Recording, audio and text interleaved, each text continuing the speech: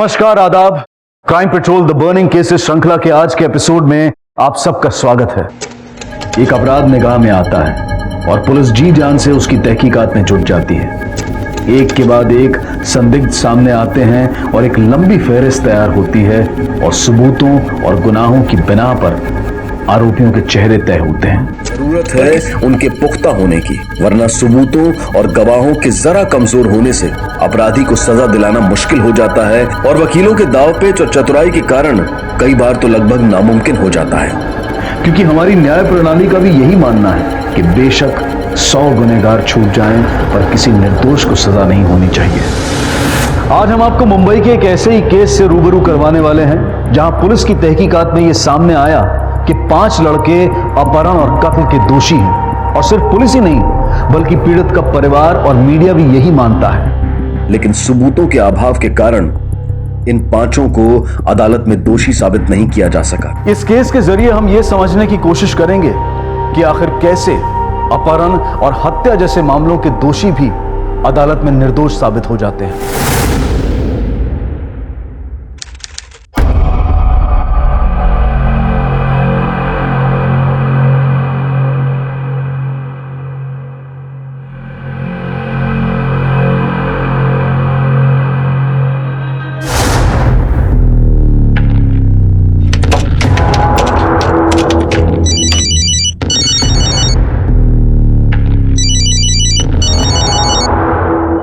Hello boss. मुझे बहुत डर लग रहा है। आपने जब मेरी माँ के फर्जी साइन किए थे, अगर बैंक में किसी को पता चल गया तो? पता तब चलेगा जब तू डरेगा। कॉन्फिडेंस दिखा, समझा? अच्छी शक्ल लेके जा उधर।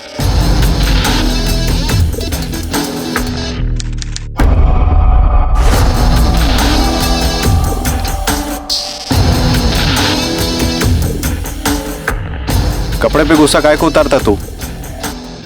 कपड़े पे नहीं, अपनी किस्मत पे गुस्सा उतार रहा हूँ। तेरे को क्या लगता ऐसा गधा मजदूरी करके तेरा किस्मत पलट जाएगा? सोच अगर टाटा अंबानी तेरी जगह यही कर रहे होते तो आज किधर होते? अन्ना तू तो कढ़ाई कटाई सब जानता है, तो उसका इस्तेमाल करना सही जगह पे सही टाइम पे।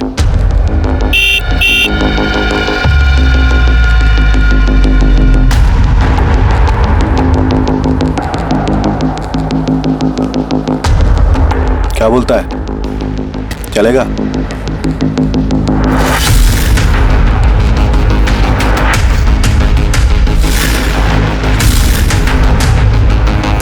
सुन, तू 10 मिनट इधर ही रुक, अपन आते हैं। हाँ ठीक है भाई।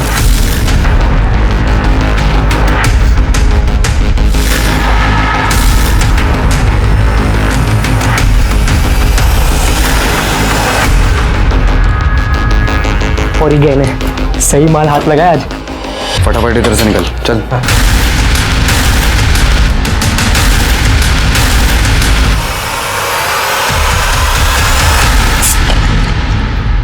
ये तो बहुत छोटा कांड था, तेरे को मालूम है? आज तक अपन ने जितने मर्डर किए ना, बड़ी सफाई से, और आज तक अपनी ना गंद तक नहीं सूंघी गई। तुमको इतना एक्सपीरियंस है, इसलिए तो अपने गैंग के बॉस हो। क्या बोलते? Cheers! लेकिन बॉस सुनो ना, अब एक बड़ा हाथ मारते हैं ना। बड़ा हाथ मारने के लिए अपने को संगत भी बड़ा चाहिए ना, समझा?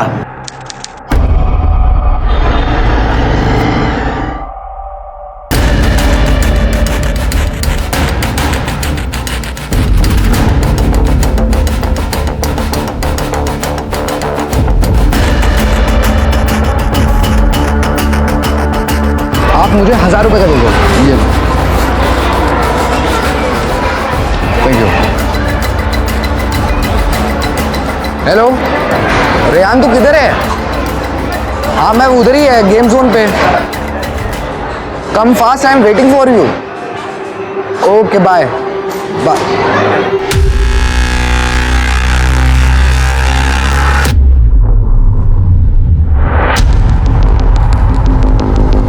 क्या बात है? क्या सफाई से मोबाइल मारा है तूने? बॉस आप ही से तो सीखा है। अच्छा, अगर एक गुनाह नजर से चूक जाए तो अपराधी की हिम्मत दुगनी हो जाती है, और यही हुआ था अरिंदम और उसके दोस्तों के साथ। पकड़े ना जाने ने मानो उनके अपराधी होने की गारंटी कर दी थी। उनके हौसले और उनकी आपराधिक महत्वाकांक्षा को बढ़ा दिया था। धोखाधड़ी, चोरी चकारी को ये पैसा कमाना कहने लगे थे। पैसे के लिए कुछ भी करने पर आमादा थे। और शायद यही वजह थी कि छोटी सी उम्र में भी ये मंझे हुए अपराधियों की तरह से पेश आ रहे थे और गुनाह के दलदल में जाने का कारण भी बेहद अफसोसजनक था। सिर्फ अपनी अय्याशी को जिंदा रखने के लिए ये अपराध पर अपराध करने को तैयार थे।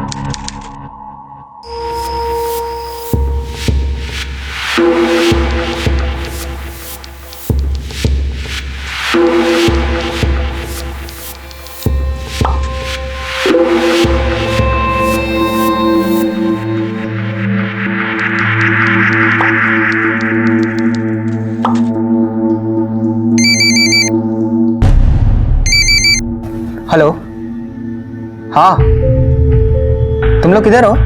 अरे नहीं आ सकता यार, अम्मी कल ही हॉस्पिटल से डिस्चार्ज हुई है, घर से निकलना बहुत मुश्किल है।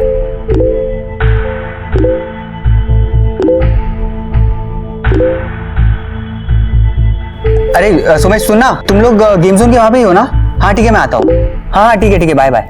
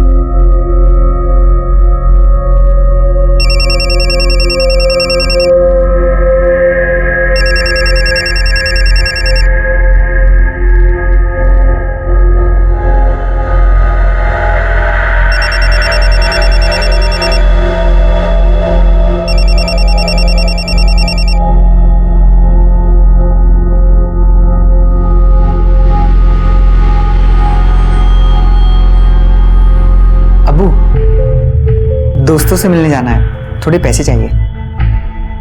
ले ले पर्स में से जितने चाहिए। Thank you Abu. अबू, और वो मैं गाड़ी लेके जाऊं? मैं ज्यादा दूर तक नहीं जाऊंगा, सिर्फ गेम जोन तक ही जाना है। 1 घंटे में वापस आ जाऊंगा पक्का, प्लीज। जा। Thank you Abu.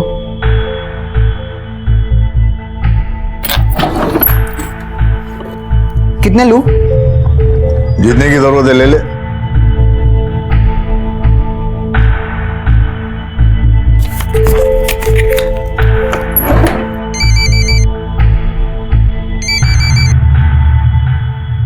अब्बू, अम्मी रूम से मुझे यहाँ की कॉल कर रही है। तो मैं उसको फोन उठा नहीं रहा हूं ना, तू फिक्र मत कर, तू जा, मैं देख लाऊं। बाय अब्बू।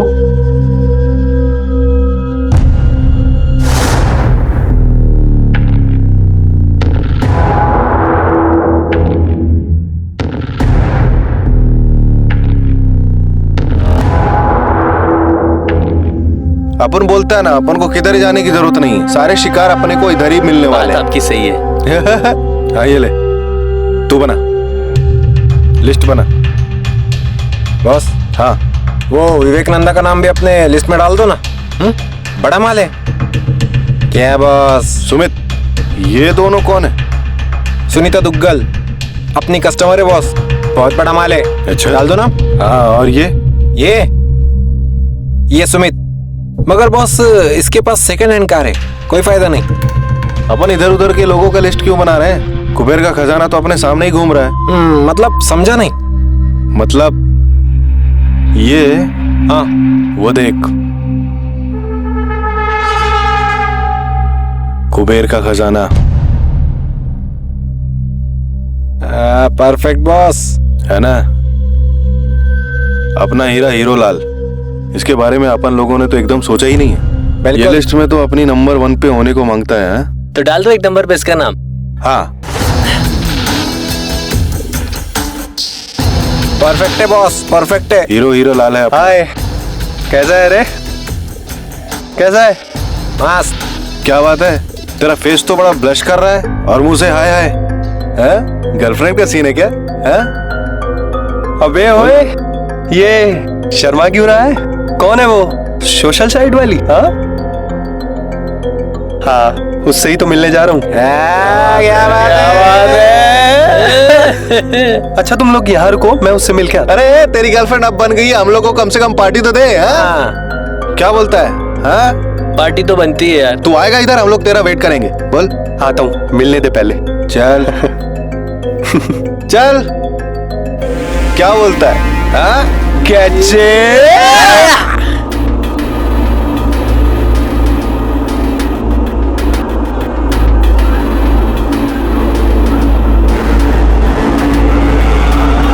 यकीन मानो, मैं सब ठीक कर लूंगा। एक मिनट, बेटा बोलो। हेलो अब्बू, मैं फ्रेंड्स के साथ नाइट आउट के लिए जा रहा हूँ, कल सुबह जल्दी घर आ जाऊंगा। ठीक है। आदिल, क्या हुआ आदिल? आदिल बोलो, बोलो क्या हुआ?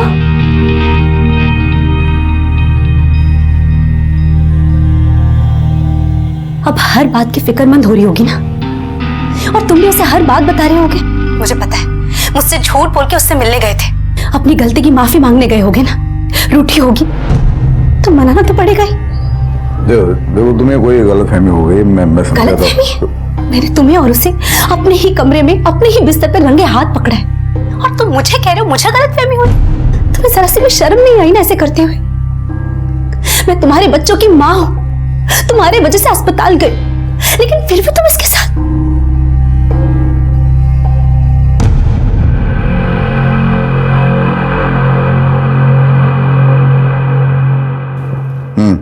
मैंने तुमसे पहले ही कहा था आदिल, ये औरत तुम्हें कभी नहीं समझेगी, पर तुम हो कि मेरी कोई बात नहीं सुनते।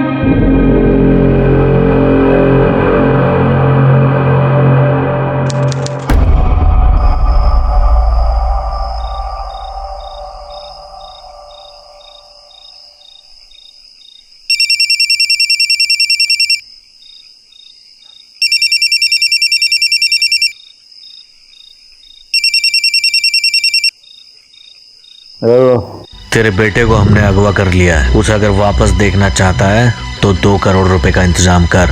क्या हाँ? फोन रख।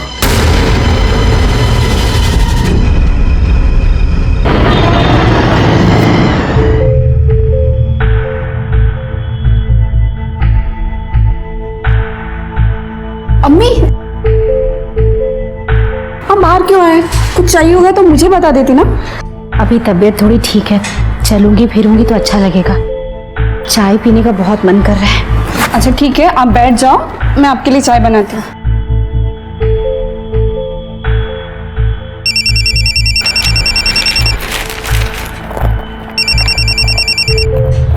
हाँ बेटा बोलो। पैसे का इंतजाम किया? कौन बोल रहा है? ये क्या वाहियात मजाक है? रिहान को फोन दो। देख, रिहान अब तक तो ठीक है, पर अगर 2 करोड़ का इंतजाम नहीं हुआ ना तो खराब भी हो सकता है। बकवास बंद कर। जानते हो तुम किससे बात कर रहे हो? इंट्रोडक्शन बाद में देना, पहले पैसे का इंतजाम कर। एक मिनट। मैं कैसे मान लूं कि रिहान तुम्हारे पास है? बात कराओ मेरी उससे, बात कराओ। Hello hello. किसका फोन था? किस पे चिल्ला रहे थे? क्या हुआ अब्बू? उठ रहे, अपने बाप से बात कर। Hello hello. हाँ बेटा। हेलो अब्बू, अब्बू मैं रिहान हेलो। ठीक तो हो ना तुम? तुम्हारे दोस्त कहाँ हैं? ये लोग बोल रहे हैं कि तुम्हें किडनैप किया लोगों ने। अब्बू बेटा कहाँ हो तुम? हेलो।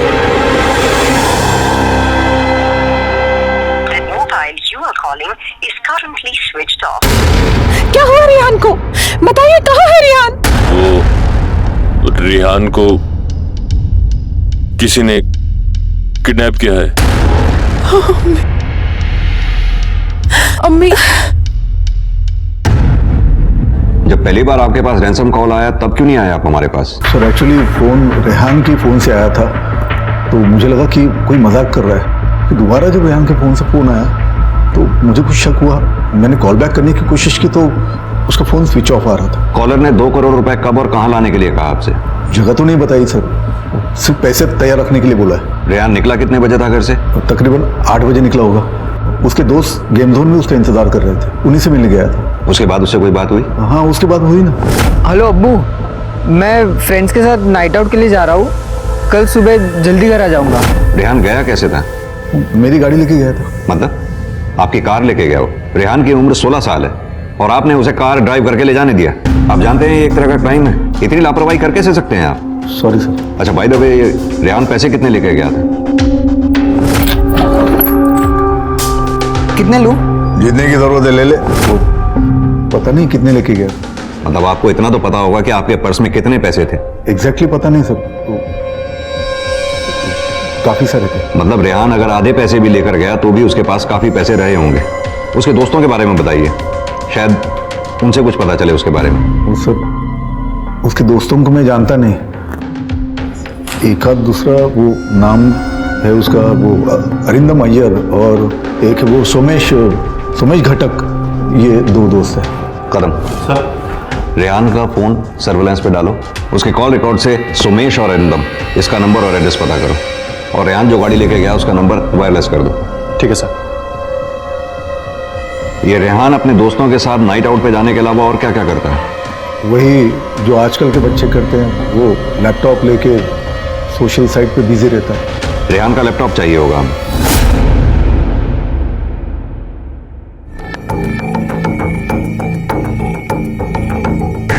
सर ये देखिए, कल शाम को 7:45 को रेहान इसी सोशल साइट पर किसी परी नाम की लड़की के साथ चैट कर रहा था, और उन दोनों ने रात को 9 बजे जुहू मॉल पर मिलने को डिसाइड किया था। सर ये जो लड़की है परी, वो रेहान से इस सोशल साइट पर करीब 1 महीने पहले मिली थी, और हमेशा मिलने को सर यही इंसिस्ट किया करती थी। Sir in fact the strangest thing is कि उसने ना ही अपना कोई फोटो या ना ही अपना कोई नंबर शेयर किया था।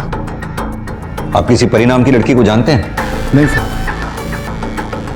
हो सकता है रेहान रात में इसी परी नाम की लड़की से मिलने मॉल में गया होगा। ये परी के कंप्यूटर का आईपी एड्रेस चेक करो। Sure sir. सर ये मैसेज जुहू ईस्ट में साइबर कैफे के कंप्यूटर से आया है। आदिल साहब, सेकेंड टाइम आपको जब भी रैंसम कॉल आए प्लीज हमें इन्फॉर्म कीजिएगा। जी। कदम, साइबर कैफे चलने की तैयारी करो।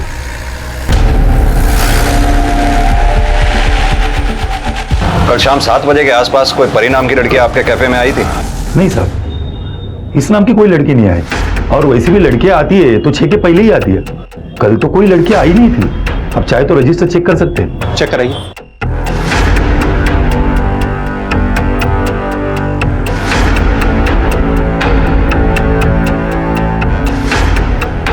सर कल के डेट में टोटल एंट्री तो 70 लोगों की है, लेकिन इनमें से कोई लड़की नहीं है सर। इसका मतलब कोई लड़का लड़की बन के रेहान से चैट कर रहा था।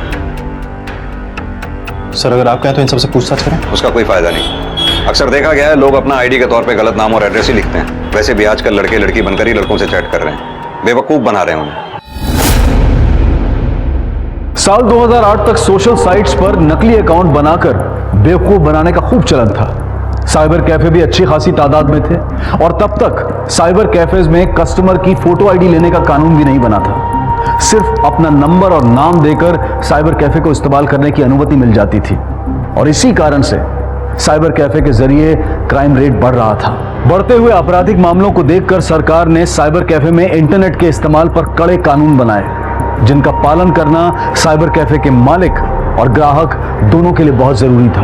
अब सरकारी तौर पर मान्य पहचान पत्र के बिना साइबर कैफे में इंटरनेट का इस्तेमाल करना गैर कानूनी हो गया है, और अब ऐसी जगहों पर तो सीसीटीवी लगाना भी अनिवार्य है। ये एक कोशिश है साइबर क्राइम पर नजर रखने की, उसे रोकने की। सीसीटीवी भी नहीं है वहां पर। सर, रेहान के पिता ने जो 2 दोस्तों का नाम बताया था, कॉल रिकॉर्ड के हिसाब से दोनों का पता चल गया है। जो अरिंदम है वो जुहू में रहता है, और सोमेश कांदिवली में रहता है। कदम सर, इन दोनों से मिलना पड़ेगा। ठीक है सर। इसके पास रोको। अरे सुनो, यहाँ आसपास कोई प्रसाद मिस्त्री रहता है क्या? बस बस बस।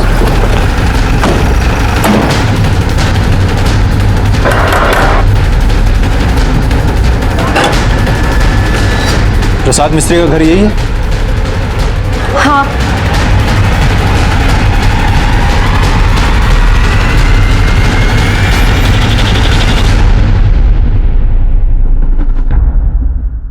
हाँ सर बोलिए। अरिंदम कहाँ है? अरिंदम? हाँ हाँ अरिंदम। सर अरिंदम तो यहाँ पे नहीं रहता। 1.5 साल पहले वो यहाँ पे कॉल सेंटर में काम करता था, तभी हमारे घर में पेइंग गेस्ट था। लेकिन अभी वो कहाँ पे रहता है मुझे कुछ पता नहीं। बल्कि सर हम खुद परेशान हैं उससे। परेशान क्यों? सर रोज बैंक के आदमी हमारे घर के चक्कर काटते हैं, पता नहीं उसने किस किस बैंक से लोन लेके रखा था। रेहान अपहरण केस अब एक हाई प्रोफाइल केस बन चुका है। आदिल खान जो कि मुंबई की अपर मिडिल क्लास फैमिली से बिलोंग करते हैं, अपहरणकर्ताओं ने उनसे रेहान की जान की कीमत 2 करोड़ रुपए रखी है। पुलिस का मानना है कि इस केस में परी नाम की लड़की का हाथ हो सकता है, क्योंकि रेहान 8 अगस्त की रात को रात 8 बजे परी नाम की लड़की से मिलने के लिए ही घर से बाहर निकला था, जो कि वापस नहीं लौटा है। पुलिस की तहकीकात जारी है, जल्द ही नए खुलासे होने की उम्मीद है।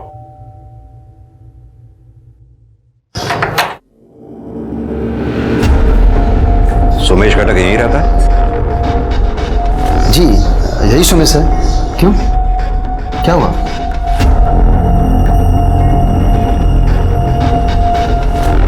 सुमेश, रेहान कहाँ है? सब मुझे नहीं पता वो कहाँ है। मैंने भी अभी न्यूज़ में देखा कि वो किडनैप हो गया है। कल रात रेहान तुम्हारे साथ था? हाँ सर, हम सब फ्रेंड्स का जू मॉल के गेम जोन में मिले थे, फिर वहाँ से साथ में ही निकले, और जब 10:30 बजे उसने कहा कि उसे किसी को मिलने जाना है तो हम सब अपने अपने घर पे आ गए। ये सुमेश कल रात कितने बजे घर आया था? सर सुमेश कल रात में 11 बजे घर आ चुका था, क्योंकि 11 बजे के बाद बाहर जाना उसका अलाउ नहीं है, और सुबह उसकी म्यूजिक क्लास होती है। और सुमेश से रेहान के बारे में सुना है, काफी अच्छा लड़का था वो। उसी रेहान की किडनैपिंग के बारे में बात करने आए हैं आपसे। कल रात रेहान कितने बजे आया था मॉल में? सर 8:30 के आसपास आया था। तो तुम्हारे अलावा किसी और से भी मिला था मॉल में? हाँ सर, वो 9 बजे किसी लड़की को मिलने गया था। तुम लोग भी मिले थे उससे? वो अकेले ही मिलने गया था और आधे घंटे में वापस आ गया था। वापस आकर उसने कुछ बताया तुम्हें? हाँ सर, वो बोल रहा था कि कोई सोशल साइट पे उसकी कोई दोस्त बनी है, उसी को मिलने गया था। उसके बाद हम सब वहाँ से निकल गए सर। हम सब मतलब? सर रियान को मिलाकर हम 6 लोग थे, और 10:30 बजे जब रियान ने कहा कि उसे किसी को मिलने जाना है तो हम सब अपने अपने घर पे आ गए। अपने उन बाकी 4 दोस्तों के नंबर और एड्रेस तो होंगे ही तुम्हारे पास? सर दोस्त से तो होंगे ही ना, अभी देता हूँ।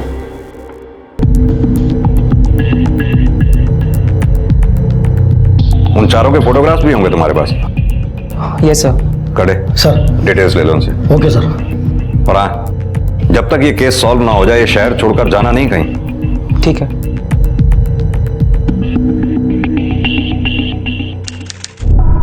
सर ये किडनैपिंग न्यूज आदिल ने ही मीडिया को दी होगी। आदिल साहब, आप इतनी बड़ी बेवकूफी कर कैसे सकते हैं? इतनी बड़ी खबर आपने मीडिया में लीक कर दी।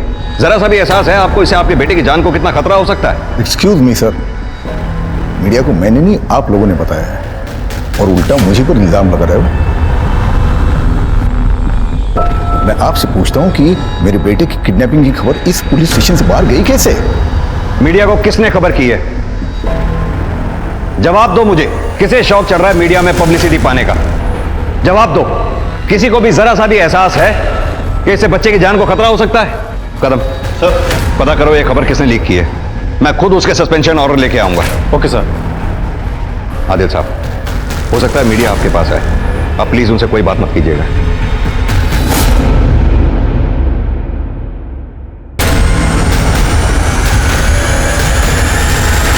सुमित और अरिंदम कल रात 11 बजे घर पे आ गए थे। आपका बेटा काम क्या करता है? साहब ये टेलर है, इसकी मालवनी में खुद की दुकान है। अच्छा, तो टेलरिंग शॉप से इतनी कमाई हो जाती है कि वो रोज किसी महंगी जगह जाके उड़ा सके? सर वो हम लोग बेस्ट फ्रेंड्स हैं ना, आपस में सब मैनेज कर लेते हैं, हिसाब नहीं करते आपस में। मैं तो काफ़ी दिन से इधर ही इनके यहाँ रेंट पे रह रहा हूँ, ये लोग पैसे भी नहीं मांगे मुझसे। इन्होंने कभी पैसे मांगे नहीं या तुमने कभी दिए नहीं? तुम्हारे पीछे तो कितने लोग पड़े हैं, कितने बैंक वाले तुमसे पैसे मांग रहे हैं, दिए क्या उनके? साहब मैंने बैंक से लोन लिया था एक प्राइवेट बिजनेस के लिए, लेकिन वो फेल हो गया। मैं वापस कर देगा साहब, एक बड़े ऑफिस में मेरा जॉब लगने वाला है, 1-2 महीने में सब लौटा देगा। साहब एक रिक्वेस्ट था बस आपसे, अब रेहान हम दोनों का बहुत अच्छा दोस्त है, वेरी हेल्पफुल बॉय, आपसे रिक्वेस्ट है आप प्लीज़ उसको ढूंढ दो साहब। हम तो अपना काम कर ही रहे हैं, लेकिन जब तक ये केस सॉल्व नहीं हो जाता तब तक तुम दोनों इस शहर से बाहर जाने की गलती मत करना। चलो सर, सुमेश ने जिन 4 दोस्तों के नंबर दिए थे उनमें से 3 से बात हो गई है, और तीनों का यही कहना है कि वो 10:30 बजे तक अपने घर पहुंच गए थे। लेकिन सर चौथे दोस्त खिमेश शाह से अभी तक बात नहीं हो पाई है।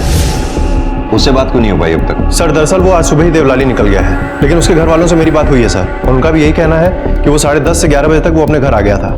लेकिन सर इस इंक्वायरी में एक अजीब सी बात सामने आई है कि इन 5 दोस्तों का बैकग्राउंड बिल्कुल अलग है। सर एक टेलर है, एक अच्छा खासा पढ़ा लिखा है, एक कबाब एडवर्टाइजिंग में काम करता है, एक कबाब फिल्मों में गाने लिखता है, और एक हिमेश शाह जो कि ऑटो रिक्शा चलाता है। सर 5 का बैकग्राउंड बिल्कुल मैच नहीं करता, अलग अलग है, लेकिन 5 दोस्त हैं, और इन 5 का कहना है कि वो 10 बजे साथ में मॉल से निकल गए थे। कदम मॉल में सीसीटीवी होगा, तुमने वहां चेक किया? सर दरअसल मॉल अभी नया बना है, इसलिए सीसीटीवी कैमरा हर जगह अवेलेबल नहीं है। कदम रेहान अपने घर से 8 बजे निकलता है मॉल के लिए, और मॉल में वो 8:30 बजे पहुंचता है, यानी कि मॉल से और घर के रास्ते में वो कहीं नहीं रुका, और 9 बजे वो परी नाम की लड़की से मिलता है, जिससे मिलने के बाद 9:30 बजे वो वापस अपने दोस्तों के पास आता है। लेकिन सर साइबर कैफे में तो हमने चेक किया था, वहां पर किसी लड़की की एंट्री तो थी ही नहीं। हो सकता है कदम के रेहान किसी साइबर क्राइम का शिकार हो गया हो, या फिर यह भी हो सकता है कि कोई लड़का लड़की बनके रेहान से चैट कर रहा हो। रेहान जब 9 बजे परी से मिलने गया, हो सकता है उसे जब यह पता चला हो कि वो लड़की नहीं लड़का है, रेहान को गुस्सा आया हो, और अपने दोस्तों से अलग होने के बाद वो वापस उसके पास गया हो गुस्से में, और उसी ने उसका किडनैप किया हो।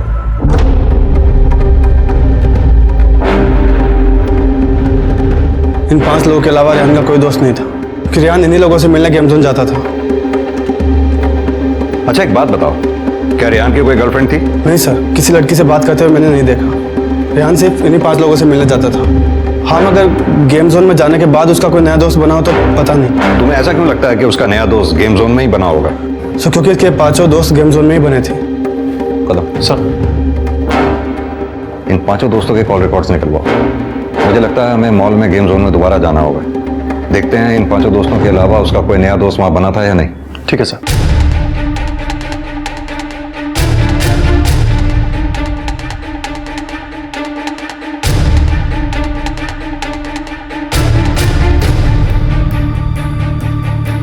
सुनो, ये इस लड़के को पहचानते हो?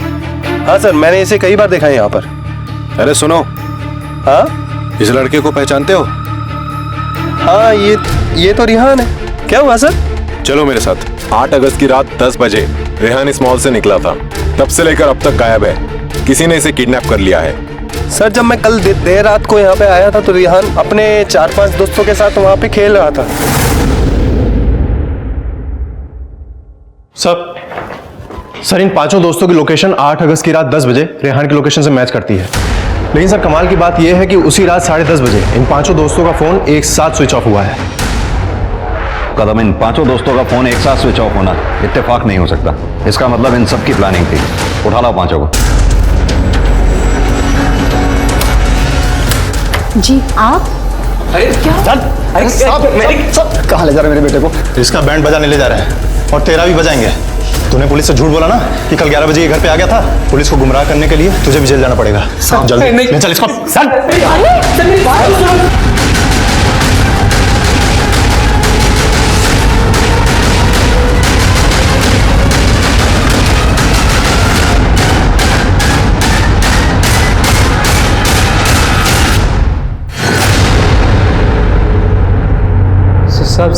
सर हमने कुछ भी नहीं किया सर। प्लीज हमें छोड़ दो प्लीज। सब कुछ नहीं किया हम लोगों ने। चल अंदर। साहब मैंने कुछ नहीं किया। कसम खा लो साहब, मैंने कुछ नहीं किया।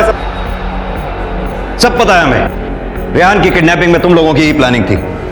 अब ये बताओ कि प्लानिंग चल कब से रही थी? बोलो।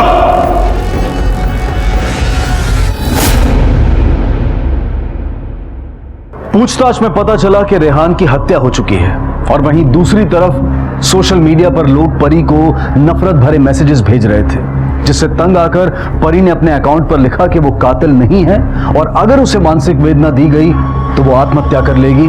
और बाद में परी ने अपना अकाउंट डिलीट कर दिया। पुलिस परी तक कभी पहुंच ही नहीं पाई, और वहीं 10 अगस्त 2008 को रेहान के सोशल मीडिया अकाउंट से किसी ने उसके सारे वीडियोज और फोटोग्राफ्स डिलीट कर दिए। तमाम बाधाओं के बावजूद पुलिस ने इन 5 से काफी कुछ उगलवा लिया था। सबूतों, गवाहों और इनके बयान के आधार पर पुलिस ने कोर्ट में चार्जशीट फाइल की।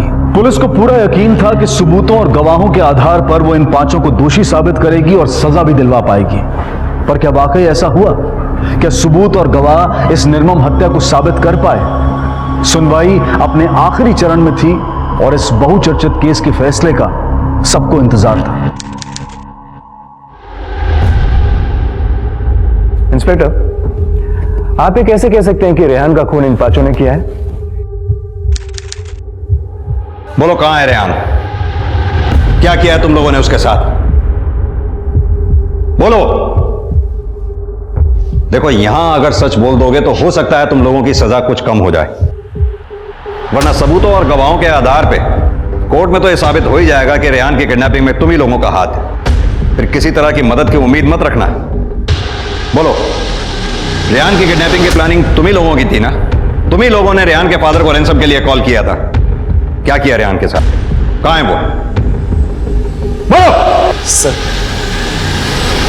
मार दिया उसे। मार दिया उसे?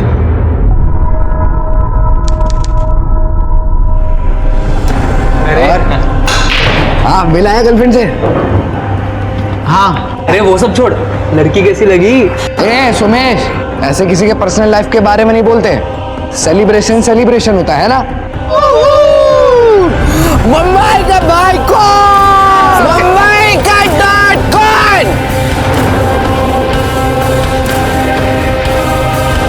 डेड बॉडी कहां है उसकी? माय लॉर्ड, मैं अपने क्लाइंट से कुछ सवाल करना चाहता हूं। इजाजत है। Thank you my Lord. Ravish, Rehan Khan की बॉडी तुमने पुलिस को दिखाई थी? नहीं सर, मुझे तो पता ही नहीं था कि रेहान खान की बॉडी कहां है। सर, ये लोग मुझे जबरदस्ती जीप में डालकर लेकर गए थे। सर, ये कौन सी जगह है सर? अब कहां लेके जा रहे मुझे? चल सर, यही है ना रेहान की लाश? हाँ बोल। पंचनामा तैयार करो। अभियुक्त रवीश कारिया हमें रेहान की लाश तक खुद लेकर आया और उसकी शिनाख्त की। सर, ये झूठ बोल रहे हैं। ऐसा कुछ भी नहीं हुआ था जैसा ये रवीश कारिया कह रहा है। हमें सब पता है तुम लोगों ने रेहान की किडनैपिंग का प्लान गेम जोन में बैठ के किया था और तुम सब जानबूझकर रेहान के साथ मॉल से निकले थे। तू बॉस है ना इनका? चल तू ही बता, उस दिन रात 10:30 बजे तुम लोगों ने एक साथ मोबाइल स्विच ऑफ किया था, उसके बाद क्या हुआ? रेहान हमारे साथ लॉन्ग ड्राइव पे जाने के लिए तैयार हो गया था और रेहान अपने पापा को फोन करके बता दिया। हेलो अब्बू, मैं फ्रेंड्स के साथ नाइट आउट के लिए जा रहा हूँ, कल सुबह जल्दी घर आ जाऊंगा। फिर रास्ते में से सुमेश नींद का दवा ले लिया था और बियर में मिलाकर देशमुख रोड तक आते आते रेहान बेहोश हो गया था। फिर अगली सुबह मैं रेहान के पापा को फ़ोन किया, वो दूसरी बार रेहान से बात करने के लिए बोले। फिर हम लोग को रेहान को होश में लाना पड़ा और उसके डैडी से बात भी कराए।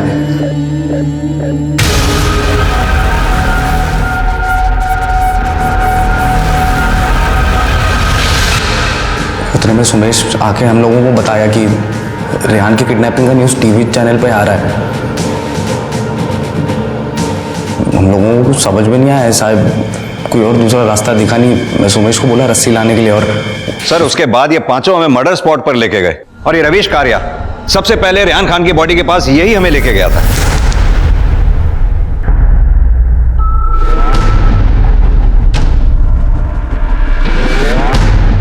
पटेल, पंचनामा लिखो। अभियुक्त रवीश कारिया और उसके बाकी के 4 दोस्त रेहान खान की लाश तक हमें लेके आए और इन पांचों ने रेहान खान की लाश की शिनाख्त की। रेहान की गाड़ी और कपड़े कहां हैं?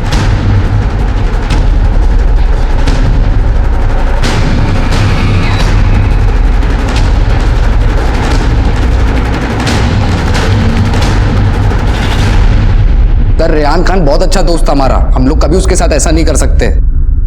ऊपर से पुलिस वालों ने उल्टा हमें जबरदस्ती मारा और स्टेटमेंट पे साइन करवाया। आप अपना जुर्म कबूल कर ले। आप जो बोलेगा हम लोग करेंगे। काड़े, स्टेटमेंट लिखो। अभियुक्तों ने रेहान की किडनैपिंग और हत्या में अपना हाथ कबूला है। दस्तखत लो सबके।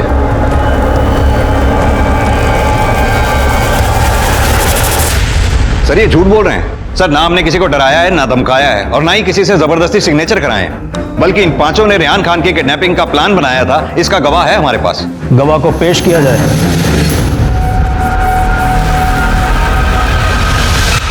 आरोपियों के बयान में एक अहम बात सामने आई कि जब मीडिया ने रेहान की किडनैपिंग की खबर चलाई तो इन पांचों ने पकड़े जाने के डर से रेहान का कत्ल कर दिया।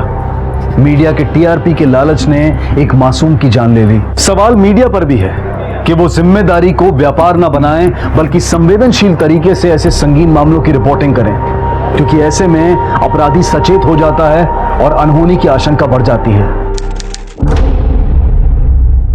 तुमने इन पांचों को कब और कहां रेहान की किडनैपिंग की प्लानिंग करते हुए सुना? सर 8 अगस्त को जुहू मॉल के गेम जोन में ये लोग वहीं थे, तब मैं भी वहां गेम खेल रहा था। मैं क्या बोलता है, ये रेहान को ना किडनैप कर लेते, बहुत पैसे हैं इसके बाप के पास। हाँ, मैं बोलता ये काम ना अपन आज के आज निपटा देते। फिर 10 अगस्त को जब मैंने गेम जोन में पुलिस को इंक्वायरी करते देखा तो मुझे लगा कि रेहान का सच में किडनैप हो गया है। जब तुमने इनकी किडनैपिंग का प्लान सुना तब वक्त क्या हुआ होगा? तकरीबन 9:30 बजे होंगे, क्योंकि मैं 8:30 बजे गेम जोन गया था और 15-15 मिनट के 4-5 गेम खेल चुका था। गेम जोन जैसी जगह पे 9:30 बजे तो बहुत भीड़ होती है, ऊपर से उस दिन शनिवार भी था, तो ज्यादा भीड़, ज्यादा शोर शराबा होगा नहीं?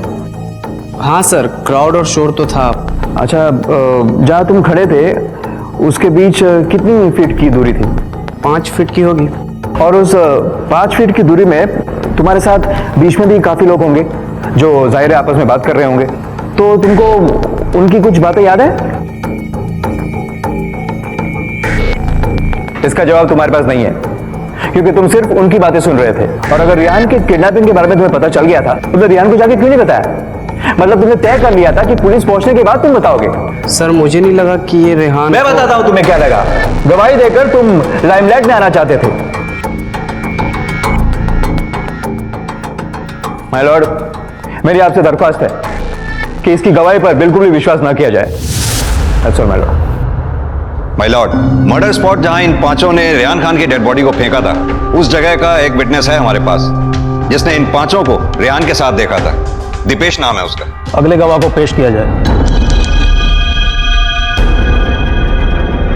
आपका नाम दीपेश नाग है? जी। इंस्पेक्टर, ये आई विटनेस आपको कहां मिले?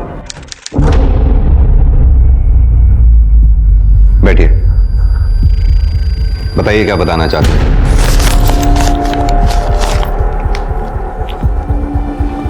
सर ये रेहान खान वाली न्यूज मैंने आज ही अखबार में पढ़ी है। देशमुख रोड पे इस लड़के को 8 अगस्त की रात, उस रात मैंने 4-5 लोगों के साथ देखा था। तलब उन पांचों को ले आओ। ध्यान से देखिए इन पांचों को। क्या ये वही लड़के हैं?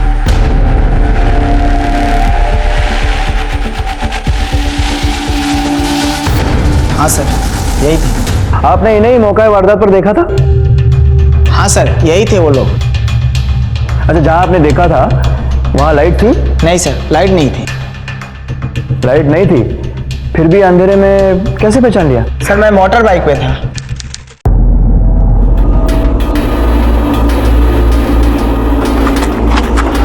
ये लोग उसे झाड़ियों की तरफ लेके जा रहे थे। तुमने रेहान की लाश देखी थी? नहीं सर। अच्छा ये बताइए, वहां कितने लड़के थे? क्या हुआ, कुछ प्रॉब्लम है? अरे नहीं, वो थोड़ा मेरे दोस्त ने थोड़ा ड्रिंक ज्यादा कर ली थी तो बस उल्टी करवा रहे।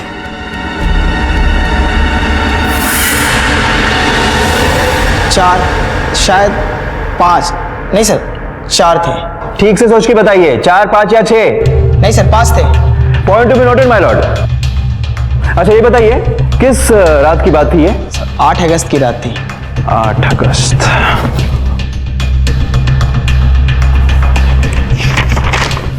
पर आपके बयान में तो आपने 9 अगस्त 1:30 बजे लिखा है, जिस दिन आप लेट ऑफिस से घर पहुंच रहे थे।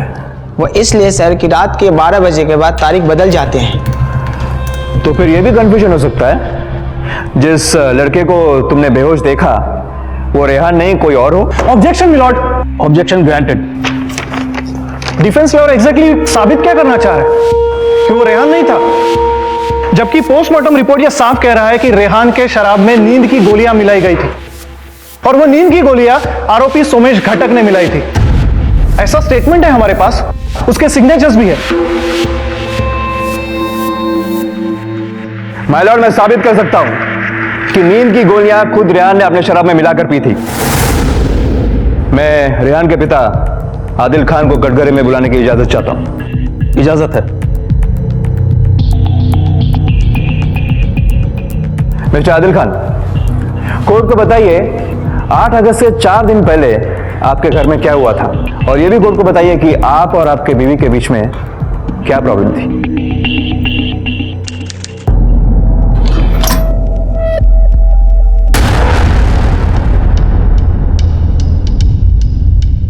सुहाना,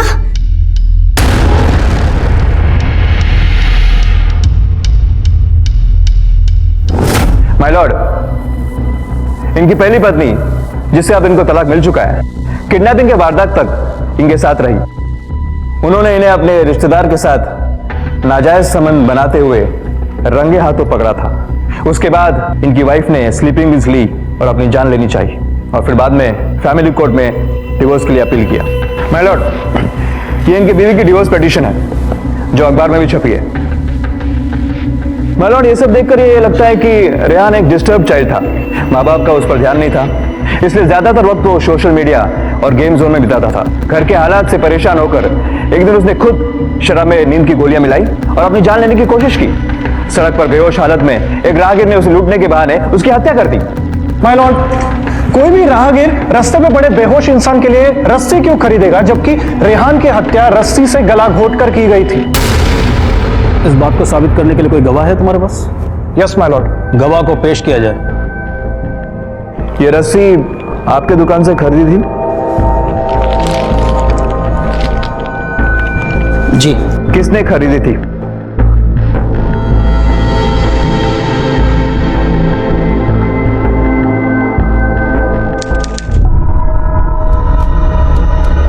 मजबूत है भाई, चाहिए तो हाथी पर भी खींच सकती है। हाँ ठीक है, दे दो। कितने का है? 150 रुपए की आएगी भाई। ये लो। आप दुकान में कहाँ पर बैठते हैं? जी, कैश काउंटर पे। कैश काउंटर से कस्टमर्स को देखते हैं कि गले को भी देखते हैं? जी नहीं, बिल्कुल देखता हूँ। अच्छा, ये बताइए, अंदाजन दिन भर में कितने कस्टमर्स आपके दुकान में आते हैं? तकरीबन 200-250 आते हैं। और उनमें से आदमी और महिलाएं कितनी होती हैं? ये मैं कैसे बोल सकता हूँ, फिर भी आधे आधे आते हैं। तो उन आधे आधे में से आपको ये चेहरा याद है? जी बिल्कुल याद है। वो ब्राउन टी शर्ट वाला लड़का है ना, वही है। अच्छा, मतलब 200-250 लोगों के चेहरे आपको याद है। तो बताइए, किसने क्या खरीदा था और किसने क्या नहीं खरीदा था? जी ये मैं कैसे बोल सकता हूँ।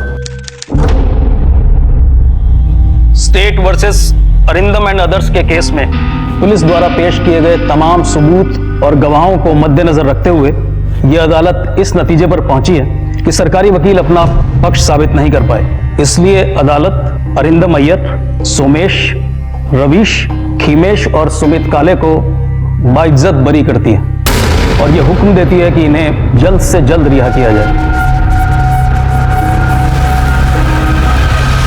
इस बहुचर्चित केस में ये पांचों इसलिए निर्दोष साबित हुए क्योंकि सरकारी वकील अदालत में इन पांचों के खिलाफ कत्ल और अपहरण के केस को साबित नहीं कर पाए। लेकिन रेहान के पिता आदिल खान ने उम्मीद नहीं छोड़ी और महाराष्ट्र सरकार के साथ साथ उन्होंने भी निचली अदालत के इस फैसले को हाई कोर्ट में चुनौती दी। रेहान खान के इस केस से हम सभी माता पिता सबक लें और अपनी जिम्मेदारी को समझें।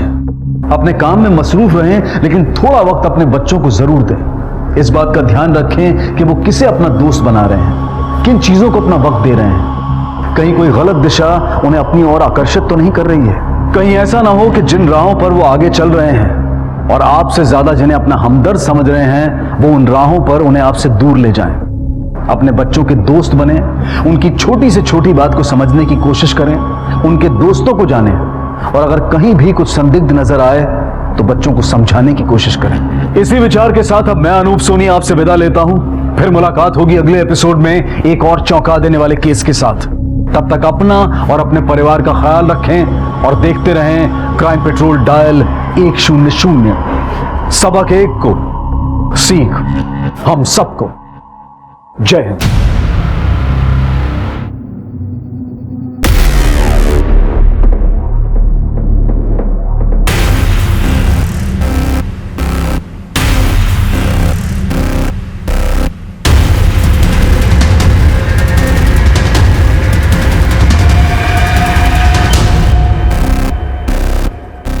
नमस्कार, आदाब। Crime petrol the burning cases श्रृंखला में आप सबका स्वागत है। आज का एक केस राजधानी दिल्ली में घटी एक हैरान कर देने वाली घटना से जुड़ा है, जो कि 16 अक्टूबर 2015 को दिन दहाड़े घटी और जिसने दिल्ली पुलिस में अफरा तफरी का माहौल पैदा कर दिया।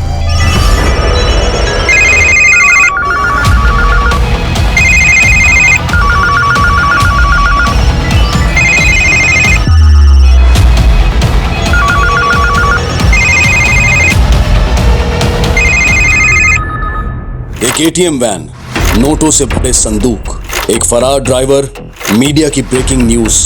दिल्ली पुलिस की 36 टीम्स खंगाल रही थी पूरी दिल्ली को, क्योंकि लूट एक नहीं, 10 नहीं, बल्कि पूरे 22 करोड़ की थी।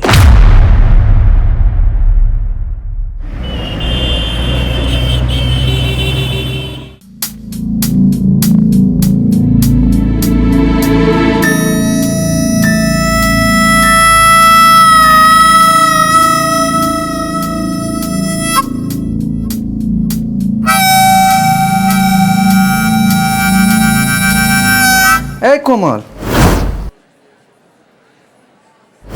अरे उठोगी? अरे हमारा तौलिया कहाँ है?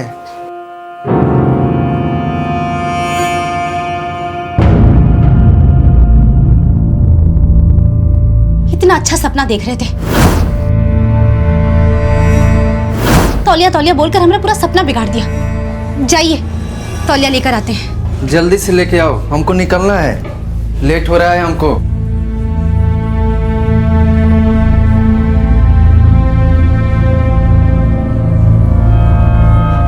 कोमल, है कोमल। अरे का हुआ? ये लीजिए तौलिया। अरे तुम हमारा ब्रश बाल रंगने में इस्तेमाल की? ये देखो तो कितना काला लगा हुआ है। हाँ, इस्तेमाल किए ताकि तुम अपने लिए नया ब्रश ले लो। अरे देखो जरा, पूरा का पूरा गंजा हो गया और साल भर से रगड़ रहे हो। अरे कहाँ गंजा हुआ है? अभी तो इतना बाल बाकी है, इससे तो हम 2-3 महीने और निकाल लेते। 20 रुपए का ब्रश नहीं खरीद सकते तो ब्रश करने का जरूरत का है? ऊपर वाले ने 10-10 उंगली दिया है ना, उसी से दांत रगड़ लिया कीजिए। अरे अब तो इसी से काम चलाना पड़ेगा ना, ये तो किसी काम का रहा नहीं। अरे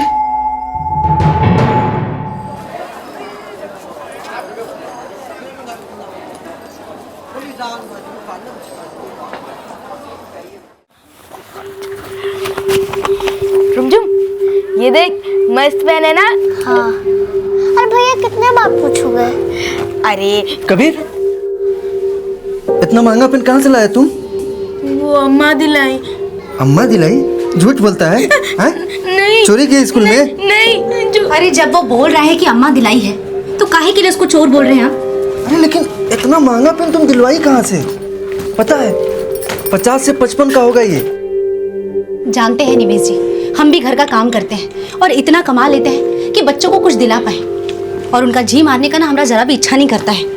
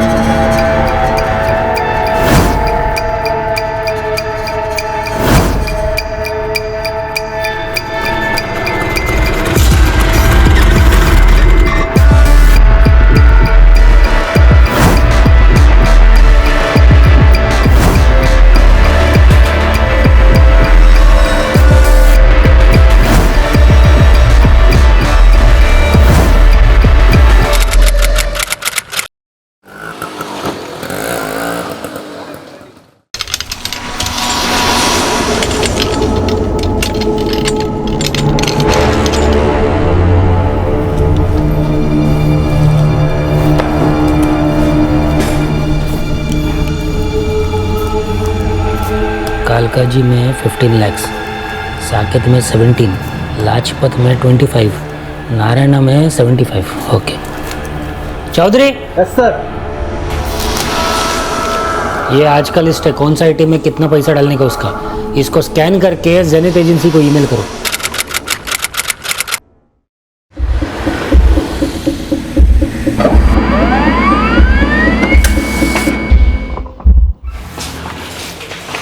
हेमंत, ये पकड़ आज की लिस्ट। 50 ATM है, 29 करोड़ भरना है। पता है ना कैसे करना है?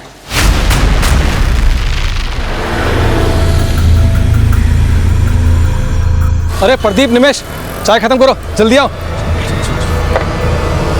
चलो यार 10 बज गए, तुम लोगों को भी चाय इसी टाइम पीनी होती है। अच्छा सुनो,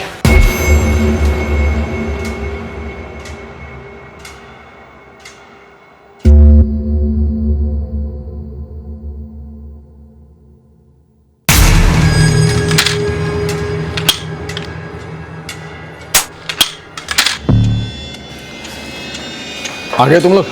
अच्छा, गन लोडेड है ना? और सुनो, लॉक लगा के रखना, ठीक है? चलो निकलो। अच्छा प्रदीप सुन, तेरे साथ आज ड्राइवर निमेश रहेगा। अच्छा, लेकिन रूट कौन सा है आपने? रूट कोई भी हो, लेकिन तेरी वैन में कैश ज़्यादा होगा, ठीक है?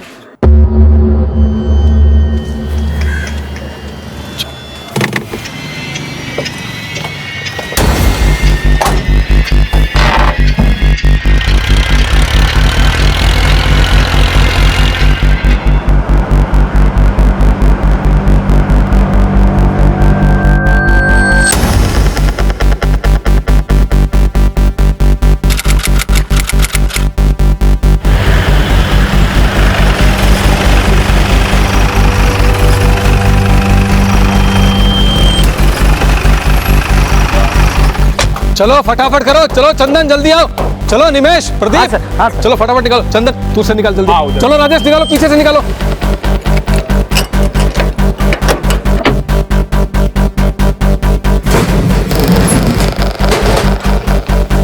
Hello Narayan sir, good morning. Cash ready है? काउंटिंग हो रहा है, आप पेटी अंदर मंगवा लो। ओके।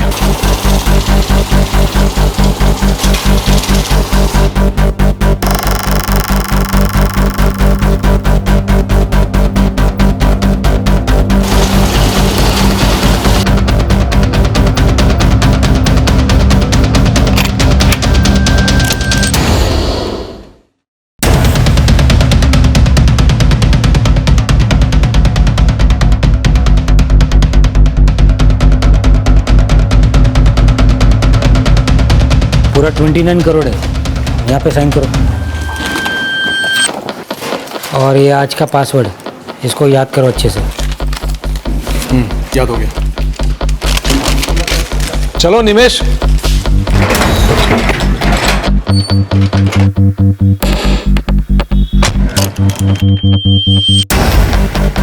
क्या हुआ, सही से लॉक किया है ना? हाँ सर, हो गया। चल चल फटाफट चल। क्या हुआ प्रदीप, ठीक से किया ना लॉक? सुन प्रदीप, सुन।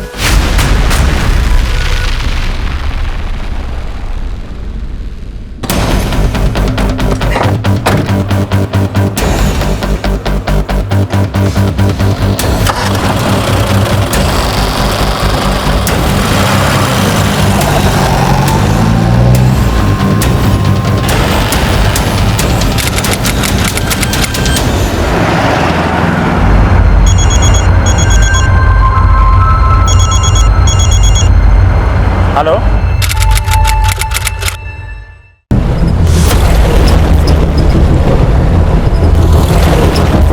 चंदन गाड़ी रोक, तू निकल।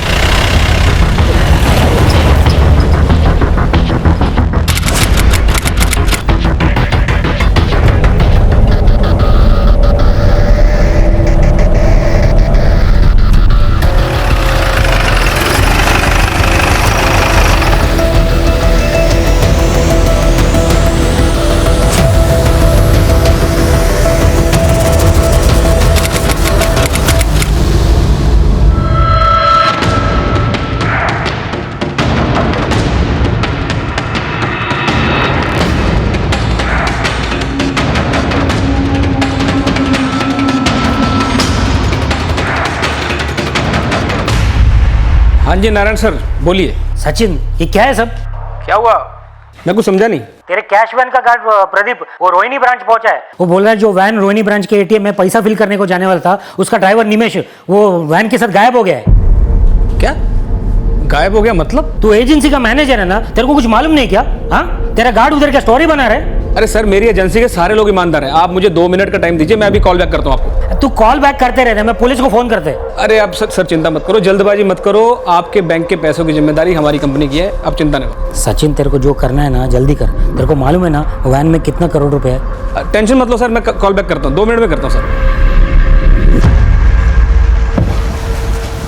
सोलंकी DLXX ट्रैक कर, जल्दी पता कर वैन कड़े है। और तू निमेश को फोन कर जल्दी। जी।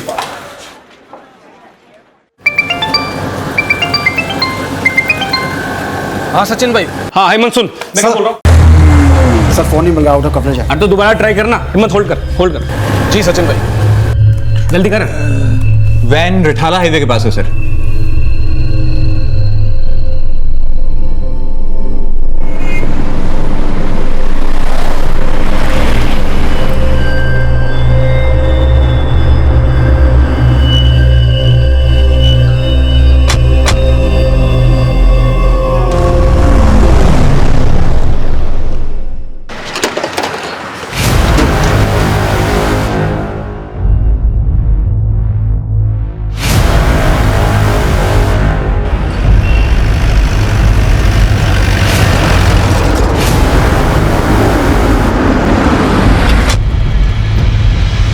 सर मैं सचिन चौधरी, जैनी सिक्योरिटी एजेंसी से। मैंने आपको कॉल किया था सर।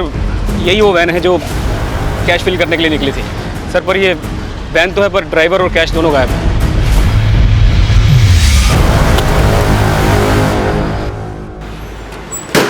ये राइफल किसकी है? सर ये वैन के गनमैन प्रदीप मिश्रा की है। वैन का ड्राइवर गायब है तो गनमैन प्रदीप मिश्रा कहाँ है? सर वो तो रोहिणी के LNC बैंक में है। उसी ने बताया कि ड्राइवर वैन लेके गायब हो गया, तो हमने GPS के थ्रू पता किया तो वैन तो यहाँ थी पर कैश और ड्राइवर गायब था। वैन के ड्राइवर की सारी डिटेल मुझे दो। सर जी उसका नाम निमेश है, जहांगीरपुरी में रहता है। और सर मैंने अपने ऑफिस से उसके सारे डॉक्यूमेंट मंगवा लिए हैं। सर एक मिनट सर, ये उसका फ़ोटो। और इसका मोबाइल नंबर? सर 9760955555। पर सर इसका phone out of coverage area बता रहा है। अच्छा वैन में कैश कितना था? 10 करोड़ था सर।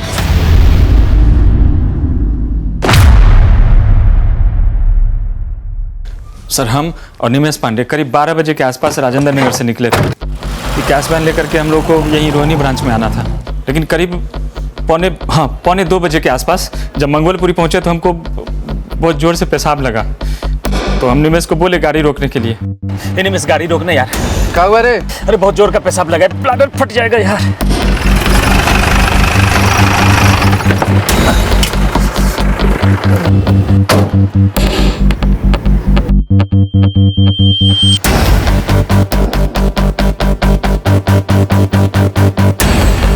सर जैसे ही हम पेशाब करके लौटे तो देखे गाड़ी वहाँ था ही नहीं। फिर हमने निमेश को फ़ोन किए। हम फ़ोन किए तो बोला कि वो नो एंट्री में खड़ा किया था गाड़ी, तो हवलदार आकर के वहाँ से भगा दिया। तो वो U-टर्न मार करके फिर वापस आ रहा है, लेकिन सर वो आया ही नहीं। फिर उसका फ़ोन भी बंद बता रहा था। फिर हम भाग के ब्रांच में आए और मैनेजर सर को सब घटना बताए। तू तो उस वैन का गनमैन था, फिर तूने उस ड्राइवर के भरोसे वो वैन ही नहीं बल्कि अपनी राइफल भी छोड़ दी, क्यों? सर पेशाब इतना जोर से लगा था कि क्या बताएं, बुद्धि मर गई थी हमारी। लेकिन हम कभी ऐसा नहीं सोचे थे कि निमेश पर गाड़ी लेके भाग जाएगा। सोचे नहीं थे? हाँ या अभी सोच सोच के बोल रहा है? नहीं सर, सही बता रहे हैं हम तो उसको बहुत ही ईमानदार समझते हैं। सर कोई भी गार्ड अपना ही राइफल ऐसा कैसा वैन में छोड़ सकता है? और मुझे तो ये जानकर हैरान नहीं हुआ कि वैन में खाली ड्राइवर और गार्ड था, वैन का कस्टोडियन हेमंत नहीं, जबकि हर कैश वैन में कस्टोडियन का होना कंपलसरी है। लेकिन एजेंसी के मैनेजर ने तो हमको इस बारे में कुछ नहीं बताया। सर जब मैंने उसको फ़ोन किया उसको ये तक नहीं मालूम था कि उसका ड्राइवर निमेश वैन के साथ गायब है। क्या गायब हो गया मतलब? सर आई थिंक ये 10 करोड़ गायब करने में ये ड्राइवर निमेश के अलावा एजेंसी का मैनेजर सचिन, कस्टोडियन हेमंत और वो गार्ड प्रदीप तीनों इन्वॉल्व है सर। जेनिथ सिक्योरिटी एजेंसी की कैश वैन जो दिल्ली नॉर्थ जोन में LNC बैंक के ATM सेंटर्स में कैश भरने के लिए निकली थी, वो संदिग्ध अवस्था में दिल्ली के रिठाला इलाके में पाई गई और जिसमें मौजूद कैश के ट्रंक्स गायब थे और वैन के ड्राइवर निमेश पांडे को कैश के साथ फरार माना जा रहा था। लेकिन निमेश पांडे वाकई इस लूट का अपराधी था या फिर वो पीड़ित था, ये सामने आना भी बाकी था। लेकिन LNC बैंक की करोड़ों रुपए की लूट ने दिल्ली पुलिस में अफरा तफरी का माहौल पैदा कर दिया था और तुरंत इस केस की इन्वेस्टिगेशन ACP अरुण राय को सौंप दी गई। मुझे अपडेट करते रहना। क्या स्टेटस है? सर रिठाला के आसपास पूछताछ से तो कोई क्लू नहीं मिला और वो ड्राइवर निमेश पांडे, उसका फोन लगातार बंद आ रहा है। निमेश पांडे के कॉल रिकॉर्ड का क्या स्टेटस है? सर कॉल रिकॉर्ड कुछ देर में आने वाले हैं। पुलिस लूटे गए पैसों का जल्द से जल्द पता लगाने के लिए हर संभव प्रयास कर रही थी और निमेश पांडे की तलाश में पुलिस की एक टीम उसके जहांगीरपुरी के एड्रेस पर रवाना कर दी गई। त्यागी, इतनी बड़ी लूट में सिर्फ अकेले ड्राइवर का हाथ नहीं हो सकता। एलएनसी बैंक के मैनेजर नारायण मूर्ति का शक सही है। सिक्योरिटी एजेंसी का मैनेजर, कस्टोडियन और गनमैन, ये तीनों मिले हुए हैं। इन तीनों को थाने लेके आओ। बैंक्स अपनी एटीएम मशीन्स में पैसा भरने के लिए और अपने बैंक की दूसरी ब्रांचेस में पैसा पहुंचाने के लिए कैश मैनेजमेंट सिक्योरिटी एजेंसीज को हायर करते हैं और इन एजेंसीज की यह जिम्मेवारी होती है कि वो बैंक के पैसे को सेफली उनकी बताई हुई जगह पर पहुंचाएं। हर सिक्योरिटी एजेंसी द्वारा कैशवैन के ड्राइवर के साथ एक गनमैन और एक कस्टोडियन नियुक्त किया जाता है और इस तरह की कैशवैन में कस्टोडियन वो शख्स होता है जिसके पास कैश डिस्ट्रीब्यूशन की सारी डिटेल्स होती हैं और उसके पास एटीएम मशीन का वो पासवर्ड भी होता है जिसके द्वारा वो एटीएम मशीन में पैसा भरता है। लेकिन जेनिथ सिक्योरिटी एजेंसी का कस्टोडियन हेमंत चावला उस वैन में नहीं था जिसका ड्राइवर निमेश पांडे कैश के साथ गायब बताया जा रहा था। और अब इस लूट के मामले में ड्राइवर निमेश पांडे ही नहीं बल्कि गनमैन प्रदीप मिश्रा, कस्टोडियन हेमंत चावला और जेनिथ सिक्योरिटी एजेंसी का मैनेजर सचिन चौधरी भी शक के दायरे में थे। बहुत सोच के प्लानिंग की थी। ये पेशाब का आइडिया था किसका? निमेश का? नहीं साहब, सही बता रहे हैं, सच में पेशाब ही लगा था हमको। इतना मारूंगा ना कि तेरा पेशाब यहीं निकल जाएगा। बोल कहाँ है निमेश? साहब सही बता रहे हैं, हमारा विश्वास कीजिए। हम तुझे भी नहीं पता निमेश का? तुझे नहीं पता तो किसको पता है? जल्दी बता, वो 10 करोड़ रुपए कहाँ ठिकाने लगाए तूने? सर यकीन कीजिए, मेरा इस कांड में कोई हाथ नहीं। तू तो उस वैन का कस्टोडियन था, तू वैन में क्यों नहीं था? सर जल्दी बोल, जल्दी बोल। अगर बैंक का 1 रुपया भी इधर से उधर हुआ ना तो सारी जिंदगी जेल में सड़ेगा तू। सर मैंने कुछ नहीं किया है। मानता हूँ सर, मैं उस वैन का कस्टोडियन था, पर सर उसके साथ साथ मैं बाकी 2 वैन का भी कस्टोडियन था। सर मैं सारी वैन में एक साथ तो नहीं हो सकता ना सर। तू 3 वैन का कस्टोडियन, पागल समझा क्या तूने? एक्चुअली सर हमारी एजेंसी में कस्टोडियन कम है, हमें अंडर स्टाफ काम करना पड़ता है। मैंने सचिन को कई बार बोला सर, लेकिन वो हमेशा बोलता था कि इस बार मैनेज कर लो, जल्दी पूरा स्टाफ रख देंगे। सर जी आप मेरी बात का यकीन ना करोगे सर, पर मैं और कस्टोडियन रखने के लिए मुंह मांगी सैलरी देने को तैयार था सर, पर सर कोई भरोसे का आदमी मिल नहीं रहा था। झूठ मत बोल, तेरी प्लानिंग है ये, और प्रदीप और हेमंत तेरी पढ़ाई भाषा बोल रहे हैं। अरे सर जी आप एक बात बताइए मुझे, मैं ऐसा काम करके अपनी एजेंसी को क्यों बदनाम करूं? शुरुआती पूछताछ में सचिन, प्रदीप और हेमंत इस लूट में अपनी भूमिका से इनकार कर रहे थे और इसी दौरान पुलिस को निमेश पांडे से जुड़ी एक और चौंकाने वाली सूचना मिली। बोलो गौतमी। सर ये निमेश पांडे उस जहांगीरपुरी वाले एड्रेस पे नहीं रहता जो एजेंसी वालों ने हमें दिया था, और वो 2 महीने पहले ही यहाँ से घर खाली कर चुका था। यानी कि 10 करोड़ लूटने की प्लानिंग भी 2 महीने से चल रही थी। आस पड़ोस से कुछ निमेश के बारे में पता चला? सर हम पूछताछ कर रहे हैं यहाँ, लेकिन आस पड़ोस वाले ज्यादा कुछ नहीं जानते निमेश के बारे में। मुझे तो ये जेनिथ एजेंसी का मैनेजर ही धांधलेबाज लगता है इन सभी की मिली भगत। हो सकता है सर, लेकिन निमेश के डॉक्यूमेंट्स पर उसका नेटिव एड्रेस यूपी के बलिया का है। गौतमी एक काम करो, तुम यूपी में फौरन बलिया पुलिस से कांटेक्ट करो, उनसे कहो फौरन एक टीम निमेश पांडे के एड्रेस पे भेजे। तब तक मैं यूपी के डीजीपी से बात करता हूँ। Okay sir. निमेश की तलाश में दिल्ली पुलिस ने तुरंत यूपी की बलिया पुलिस से कांटेक्ट किया।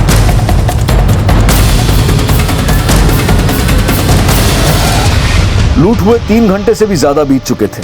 प्रदीप, सचिन और हेमंत के बयानों से कोई क्लू नहीं मिला था और ना ही किसी और जरिए से लूटे गए कैश और निमेश पांडे का कोई क्लू मिला था। मन ने पता था कि ये निमेश जहांगीरपुरी में नहीं बल्कि कहीं और रह रहा था। सर मैं मानता हूँ कि उसे काम पे मैंने रखा था, लेकिन उसे जो रिकमेंड किया था ना वो हमारे कस्टोडियन हेमंत ने किया था। सर मैं सच कह रहा हूँ सर, मुझे नहीं पता था कि निमेश ने जहांगीरपुरी वाला घर खाली कर दिया था। निमेश को अपने एजेंसी पे तूने ही काम पे लगाया था ना? हाँ सर लगवाया था, और सर इसके बाद मुझे कुछ नहीं पता इसका नाम। सिंह। Yes sir. इसे ऐसे याद नहीं आएगा, अच्छी तरह से तोड़ाई करो इसकी। सर मेरी बात। मैनेजर साहब चलो इतना ही बता दो, इस 10 करोड़ की लूट में तुम्हारा कितना हिस्सा है? सर कुछ था ही नहीं सर, मैं कैसे कहूँ अब आपको। इतना तो याद होगा कि निमेश पहले काम कहाँ करता था? अल्फा कैश एजेंसी में सर मैंने उसे 3 महीने पहले काम पे रखा था, पर सर मैंने कभी सोचा ना था कि वो ऐसा कांड करके भाग जाएगा और मैं फंस जाऊंगा। मैनेजर साहब, किसने किसको फंसाया, किसकी प्लानिंग थी, ये ज्यादा टाइम तक पचा नहीं पाओगे इस बात को।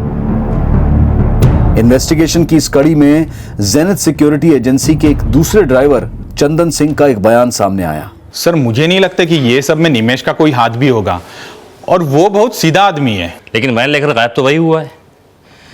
अच्छा, क्या लगता है तुम्हें, उसको ये सब करवाने में हेमंत का हाथ है या फिर सचिन का? सर अभी ये तो मैं कुछ कह नहीं सकता, लेकिन एक बात है, आज सुबह मैंने निमेश और प्रदीप को साथ में बात करते हुए सुना था।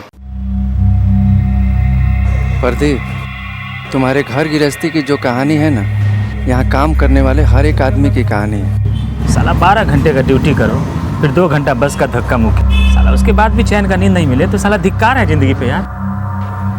अरे प्रदीप, निमेश तो साला कुछ करना ही पड़ेगा। साहब अब क्या पता, प्रदीप ने निमेश के कान भरे हैं या कहानी कुछ और ही है। सर हमने निमेश के कपड़े चेक किए हैं, उसमें ये DTC का टिकट मिला हुआ है। DTC में पता करो ये टिकट किस बस की है। जी सर। हाँ ओके सर। साबू तो निमेश से हम हमेशा दुख दर्द बांटते रहते हैं, सब लूट वूट का कोई योजना नहीं बनाए थे साहब हम। योजना नहीं बनाई थी, अपनी राइफल ऐसे ही भूल गया वैन में, अचानक ऐसे ही पेशाब लग गया तुझे? सीधी तरह से बता, निमेश और वो 10 करोड़ रुपया है कहां पर? साहब सही बता रहे हैं, हमको नहीं पता साहब हमको तो अभी भी विश्वास नहीं हो रहा है कि निमेश ये सब कांड करके भाग गया है। साहब वो तो बहुत ईमानदार और पूजा पाठ करने वाला आदमी था साहब, बिना पूजा पाठ किए हुए गाड़ी तक स्टार्ट नहीं करता था साहब हो सकता है कि निमेश वो कस्टडियन हेमंत जी के कहने पे ये सब किया हो। क्या कहा था हेमंत ने निमेश से? अरे भाई कह रहा हूं ना, थोड़ा मैनेज कर ले, 2-4 दिन में स्टाफ में और लोग भर्ती कर लूंगा मैं। अरे क्या मैनेज कर लो, हमेशा आप यही बोलते हैं, जानते हैं ना कितना टेंशन का काम है, कुछ भी गड़बड़ होगी तो फंसूंगा तो मैं ही। ओ भाई तू ज्यादा राम कहानी ना सुना मेरे को अपनी, कह रहा हूं ना मैनेज कर ले तो कर ले। मैनेज कर ले, साला एक दिन ऐसा मैनेज करूँ ना कि छक्के छूट जाएंगे। नहीं सर, वो प्रदीप झूठ बोल रहा है सर। मुझे लगता है कि ये कांड प्रदीप ने किया है, उसे जबरदस्ती मुझे फंसा रहा है। सर ये तो ऊपर वाला जानता है कि ये वो कांड हेमंत ने कराया, प्रदीप ने। मैं इतना जानता हूँ सर कि मैंने ना कराया, आप मैंने जान दो सर। आइए सर, मैंने कैश वैन की ये जीपीएस हिस्ट्री चेक करी है सर। ये वैन रोहिणी से रिठाला इस स्ट्रेट रूट से रिठाला नहीं पहुंची है, बल्कि इसने मंगोलपुरी से पूटकला वाला रास्ता लिया है सर। ये मंगोलपुरी वही एरिया है जिसके बारे में प्रदीप ने हमें बताया था कि वो वहां टॉयलेट करने के लिए रुका था। यानी अगर ये वैन मंगोलपुरी से पूटकला इस रूट से पहुंची जी, तो फिर पूटकला से रिठाला किस रूट से होती हुई पहुंची है? सर ये वैन पूटकला से कंजावला की तरफ गई, वहां 12 मिनट रुकी, फिर बवाना और राजीव विहार होते हुए रिठाला पहुंची। यानी अगर ये वैन कंझावला में 12 मिनट के लिए रुकी है तो पक्की बात है कि वैन में से कैश की पेटियां यहीं निकाली गई। सर मुझे एक बात समझ में नहीं आ रही है कि एक अकेला ड्राइवर 12 मिनट में इतनी सारी पेटियां कैसे बदल सकता है? सर वैन से कैश गायब था, लेकिन गनमैन प्रदीप की गन वहीं मौजूद थी। सर ये भी हो सकता है कि उनके पास और भी कई तरह के हथियार, इसलिए वो गन वहीं छोड़कर चले गए। कहानी कुछ भी हो सकती है त्यागी। ये भी हो सकता है कि निमेश कंझावला का ही रहने वाला हो, या फिर ये भी हो सकता है कि इस वक्त जो आदमी निमेश के साथ में है वो प्रदीप, सचिन, हेमंत इन तीनों को जानते हो। ये इन तीनों के कॉल रिकॉर्ड्स निकलवाओ और अपनी एक टीम अल्फा एजेंसी भी भेजो जहाँ निमेश पहले काम किया करता रहा। हो सकता है अल्फा एजेंसी में काम करने वाले निमेश के पुराने साथियों का भी इसमें कोई हाथ हो। Okay sir.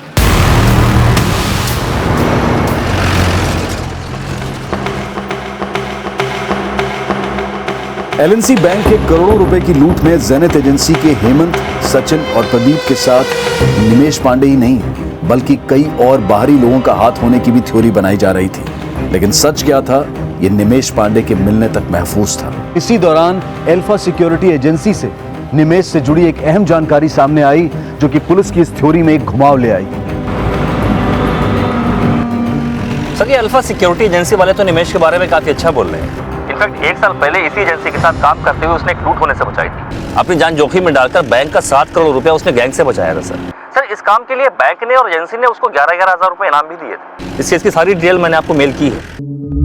अगर ये निमेश इतना ईमानदार था तो फिर कैश वैन लेके गायब कहाँ हो गया? सर हो सकता है कि निमेश ये काम अपनी मर्जी से ना कर रहा हो बल्कि किसी के प्रेशर में कर रहा हो। और सर ये भी हो सकता है कि इस केस में सचिन, प्रदीप और हेमंत इन तीनों की इन्वॉल्वमेंट हो।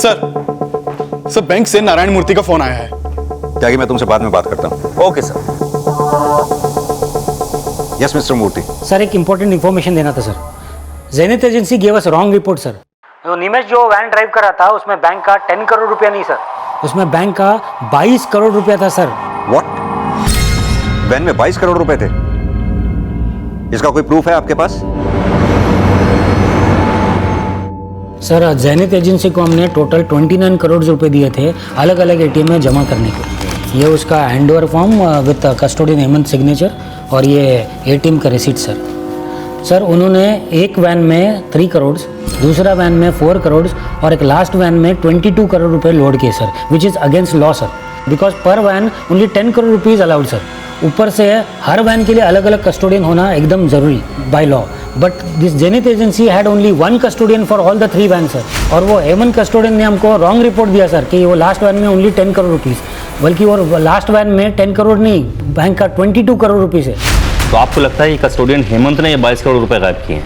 हाँ सर, मेरे को इतना कहने का है कि वो खाली अकेला हेमंत कस्टोडियन का काम नहीं हो सकता है, उसका बॉस के सपोर्ट के बिना सर।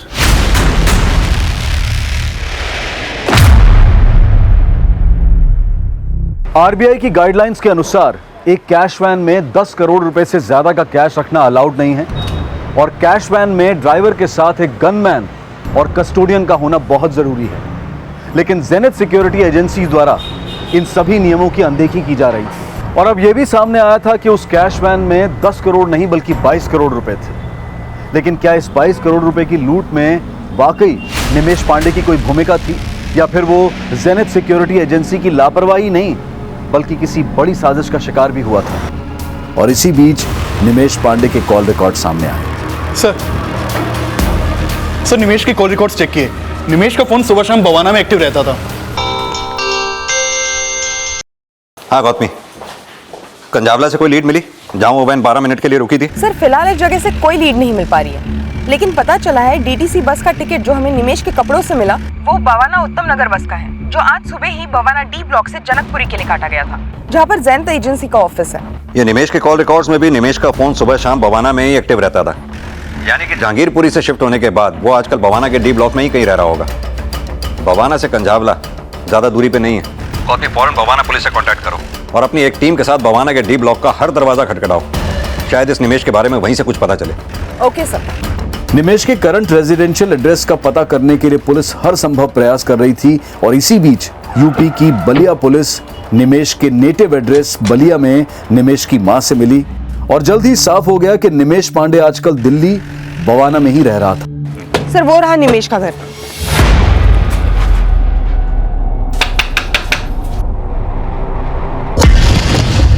तूने हमें यह बोला था कि वैन से 10 करोड़ रुपए गायब हुए, लेकिन पूरे 22 करोड़ रुपए तुमने गायब किए। और कौन कौन है इस कांड में तेरे साथ मिला हुआ? और ये निमेश कहां पर है? सर मुझे नहीं पता निमेश का। Sir I explain you everything. Explain तो अब हम करेंगे कि तेरे ऊपर चार्ज कौन कौन से लगेंगे। सर मैंने जो कुछ नारायण सर को बोला है वो सचिन सर के कहने पे बोला है। हेमंत, ये मेरी बात ध्यान से सुन।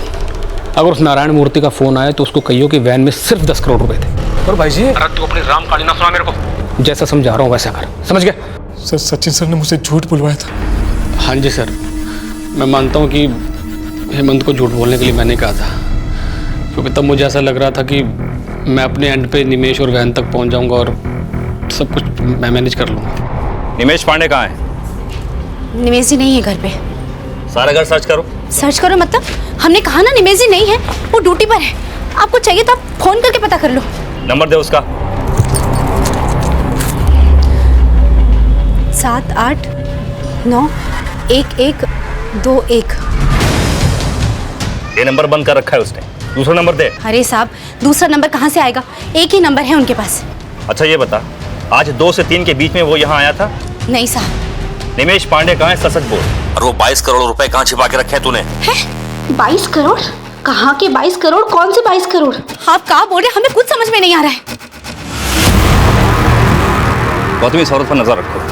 इसका फोन नंबर मैं सर्विलांस पर डलवाता हूँ, हो सकता है ये निमेश से कांटेक्ट करने की कोशिश करे।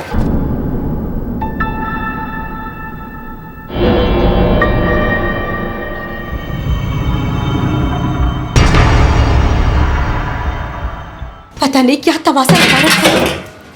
इतना बड़ा इल्जाम, वो भी इतने ईमानदार आदमी पे। हे भगवान, हमको तो निमेश जी का बहुत फिक्र हो रहा है, उनकी रक्षा करना। अम्मा आज रात तो हम घूमने जाने वाले थे ना। दरवाजे पर पुलिस बैठी है और तुम्हें घूमने जाने की पड़ी है। कहाँ जाकर मरेंगे? और ऊपर से निमेश जी, पता नहीं कहाँ चले गए। अरे मैडम जी, उन्होंने किसी के 22 करोड़ रुपए नहीं लिए हैं, झूठा इल्जाम लगाया उन पर। निमेश पांडे कहाँ था, क्या इसकी जानकारी वाकई कोमल को थी? लेकिन फिलहाल पुलिस के पास ऐसी कोई लीड नहीं थी जिससे यह साफ हो सके कि कोमल अपने पति निमेश के बारे में कुछ भी जानती होगी। तो फिर लूट का करोड़ों रुपया कहाँ था, यह अब भी निमेश पांडे की तलाश पर निर्भर था। लेकिन लूट के 7 घंटे बीत जाने के बाद भी कोई सुराग नजर नहीं आ रहा था। गनमैन प्रदीप, कस्टोडियन हेमंत और जेनिथ सिक्योरिटी एजेंसी का मैनेजर सचिन बार बार इस लूट में अपनी भागीदारी से इनकार कर रहे थे। पुलिस का यह भी मानना था कि इस लूट में सिर्फ इन तीनों की ही नहीं बल्कि कई और बाहरी लोगों की भी भागीदारी हो सकती है। और इस बात को पुख्ता करने के लिए निमेश, प्रदीप, हेमंत और सचिन के कॉल रिकॉर्ड्स में मौजूद सभी नंबरों को जांचा परखा जा रहा था। निमेश पांडे अब कहां था और किस हाल में था, यह फिलहाल रहस्य ही बना हुआ था। कहाँ जा रही है? वो मैडम, बच्चे भूखे हैं इसलिए बिस्किट। बैठो, इसे जो चाहिए लाके दे दो। सर, हेमंत, सचिन और प्रदीप इन तीनों को तोड़ा, लेकिन ये अब भी वही राग आलाप रहे हैं। सर, इनके कॉल रिकॉर्ड में ऐसा कोई नंबर भी नहीं मिला जिसके उनका कनेक्शन बवाना या कंजावला से हो। सिंह, एक काम करो, इन तीनों को एक ही सेल में बंद करो और मॉनिटर करो। हो सकता है तीनों आपस में कोई ऐसी बात करें जो हमारे काम की हो। Okay sir. और हाँ, निमेश का फोटोग्राफ सोशल मीडिया और टीवी चैनल सब पे सर्कुलेट करवाओ। वहाँ एक अपना टोल फ्री नंबर छोड़ो, उनसे अपील करवाओ कि जिस किसी को भी निमेश के बारे में जानकारी हो इस नंबर पे कॉल करके हमें इन्फॉर्म करें। शायद इससे हमें निमेश तक पहुँचने में कोई मदद मिले। Okay sir.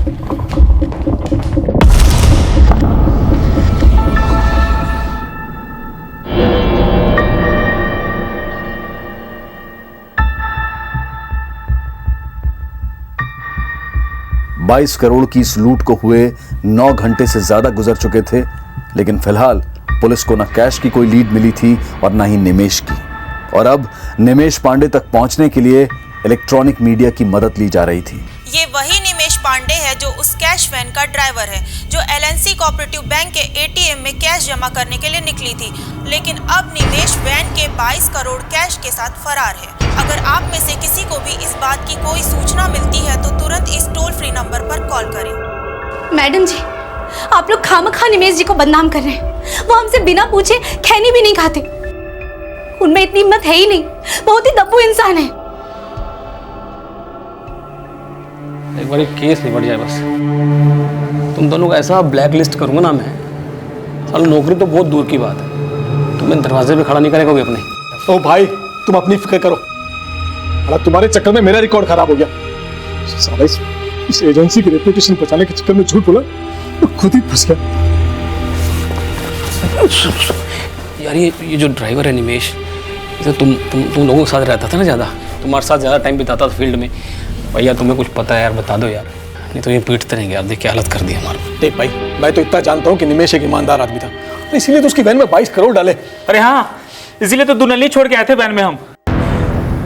साला हमको अभी तक भरोसा नहीं हो रहा, अभी तक भरोसा नहीं हो रहा है कि निमेश बाब वैन लेके उड़ गया। 22 करोड़ रुपए, साला 22 करोड़ रुपया के जिंदगी भर 7 मैजिक पिएगा क्या? क्या बोला? क्या 7 मैजिक? क्या इनको 7 मैजिक नहीं पता? अरे दारू वोडका वही पी के तो गलियाता था आपको। पूरा कंपनी अपना फ्रस्ट्रेशन 7 मैजिक पी के निकालता था। सैलरी तो देते नहीं है टाइम पे, बात बना रहे, लेकिन उसको सैलरी मिले ना मिले लेकिन महीने में एक बार 7 मैजिक चाहिए। बीवी का चिक चिक हो, काम का प्रेशर हो, कितना भी टेंशन हो, लेकिन वो 7 मैजिक में ना अपना सुकून ढूंढ लेता था। ये जो कुछ हुआ है ना, ये आपकी और कंपनी की गलती है। साला इतना प्रेशर का काम है, सैलरी टाइम पे देते नहीं है, कांड तो होना ही था। या खुद अंदर पड़े, तुम्हें सैलरी पड़ी हुई है। सर, जेनिथ एजेंसी से की गई पूछताछ में यह सामने निकल कर आया था कि निमेश काफी ईमानदार इंसान है। लेकिन सर, इस एजेंसी का एक इशू है वर्कर के साथ। क्या इशू?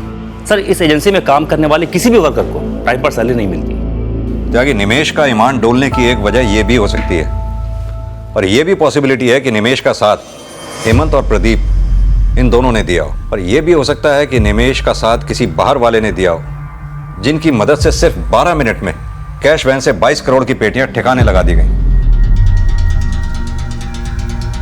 सर, कैश टैंक कंजावला करीब 2:30 बजे पहुंची, जहां ये 12 मिनट रुकी है। सर, सारे कैश टैंक यहीं अनलोड किए गए। सर कंजावला से बवाना 10 किलोमीटर की दूरी पर है, लेकिन सर हमें अभी तक इस बात की कोई लीड नहीं मिली है कि सारे कैश ट्रंक जो अनलोड किए गए हैं वो कंजावला में किस जगह किए गए हैं, और ना ही सर कोई इसका लीड मिला है कि सारे कैश ट्रंक कंजावला से बवाना निमेश के घर पे ले जाए गए हों। सर और तो और निमेश की बीवी के कॉल रिकॉर्ड से भी कुछ सस्पिशियस नहीं मिला। लीड तो हमें दिल्ली पुलिस और हरियाणा पुलिस से भी निमेश के बारे में कोई नहीं मिली।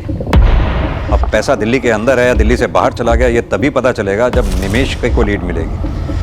क्या वो वैन के गनमैन प्रदीप ने हमें बताया था कि निमेश 7 मैजिक वोदका पीना पसंद करता था। साला 22 करोड़ रुपया के जिंदगी भर 7 मैजिक पिएगा?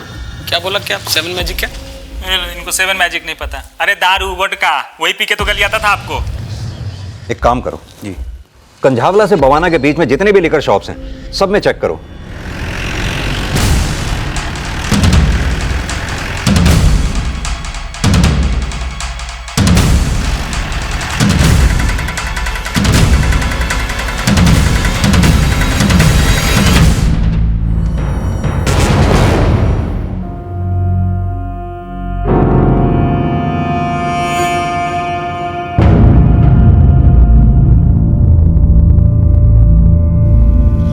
इसका मतलब निमेश कंझावला से बाहर नहीं बल्कि कंझावला के आसपास ही कहीं छुपा हुआ है। एक काम करो सर, कंझावला और बवाना के बीच में जितने भी ढाबे और रेस्टोरेंट्स हैं सब में पता करो, शायद वहां से इस निमेश के बारे में हमें कुछ पता चले।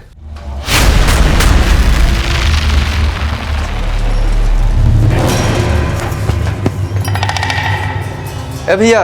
हाँ भैया। तनी चंपी कर दोगे? अरे क्यों नहीं कर देंगे, बैठिए, हम चंपी करने के लिए तो बैठे हैं।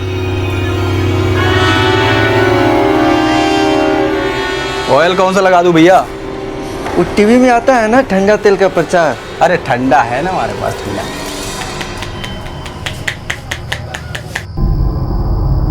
थोड़ा इधर करो ना।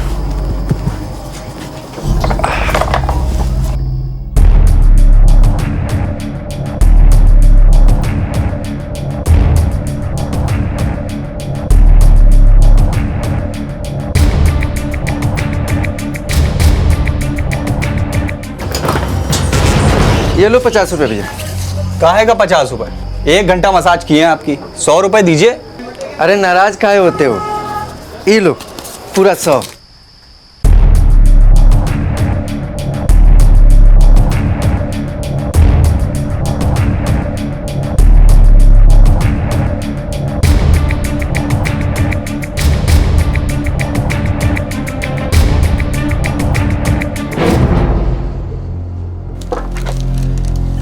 कबीर और रिमझिम के लिए तो खरीदारी कर लिए, कोमल के लिए क्या खरीदें?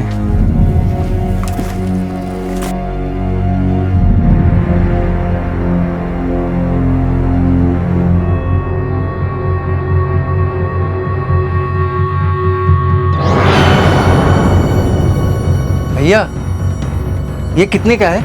भैया 1200 का। ये तो बहुत ज्यादा है भैया। इसमें क्या, ये तो खाली जाली है। एक बार लेकर जाओ, आपकी बीबी खुश हो जाएगी। अच्छा, बीबी खुश हो जाएगी? बिल्कुल।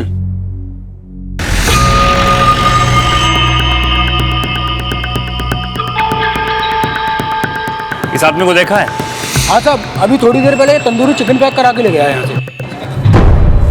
अरे भैया आपका चिकन तंदूरी रेडी है? बन गया? हाँ कड़क बनाए है ना? एकदम मस्त, खा के तबीयत हरी हो जाएगी।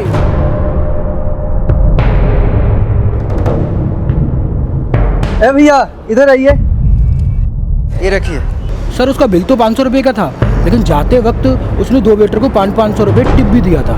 किस डायरेक्शन में गया था? इस साइड गया था। निमेश ने जिस दुकान से वोदका खरीदी थी वो कंझावला इंडस्ट्रियल एरिया में ही है, और वो ढाबा भी।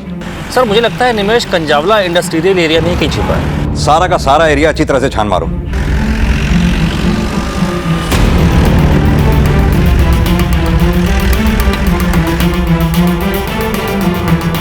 पुलिस ने जब इंडस्ट्रियल एरिया में पूछताछ और छानबीन की तो जल्द ही एक इंफॉर्मेशन सामने आई।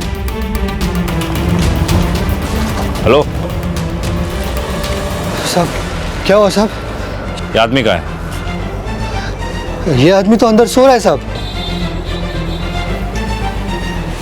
चाबी दो। ये लीजिए साहब।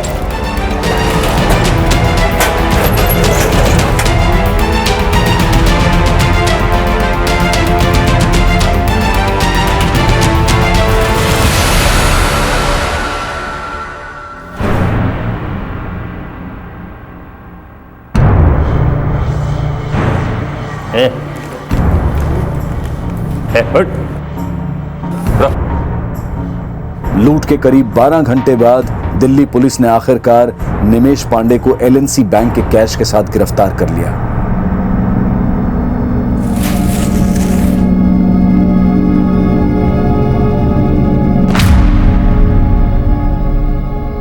हाँ तो निमेश बाबू, खेल खत्म, कहानी शुरू।